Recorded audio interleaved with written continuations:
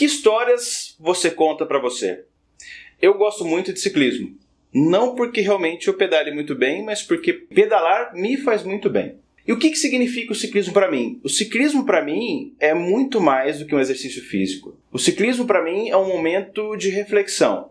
E uma das coisas mais importantes que o ciclismo me ensinou é que nos momentos mais difíceis, tudo depende da história que você conta para você. Em um dos treinos recentes que eu estava fazendo, eu tinha 3 grandes subidas para enfrentar no final do trajeto.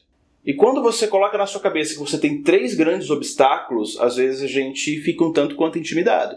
Só que se a gente colocar um pouquinho mais de objetividade na forma de enxergar os obstáculos, talvez eles não sejam tão grandes assim. Então quando eu analisei essas 3 subidas, eu pensei, a primeira é mais tranquila, então eu posso passar por ela com mais tranquilidade. A segunda é mais íngreme, só que é mais curta. Então se eu chegar com uma aceleração melhor e tentar passá-la mais rápido, meu desgaste vai ser menor. Só que a terceira era muito longa. E na terceira subida, eu pensei em desistir.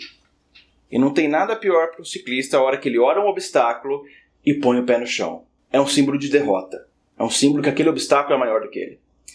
Só que eu comecei a acreditar que eu deveria ao menos tentar transpor aquele obstáculo. E eu comecei a pedalar. E o que acontece quando você se coloca numa situação de muito esforço? Aos poucos a gente começa a deixar de ouvir tudo que está em volta. A gente só escuta a voz na nossa cabeça. E é nesse momento que você tem que se perguntar que história você conta para você. E naquele momento eu decidi, eu vou conseguir vencer essa subida. Então cada vez que eu inspirava, puxava o ar, cada vez que eu soltava, eu dizia para mim mesmo, vamos que você consegue.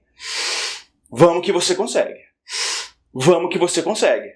E mesmo olhando para cima, às vezes a gente olhar muito lá na frente no obstáculo, a gente tem uma sensação que ela é intransponível.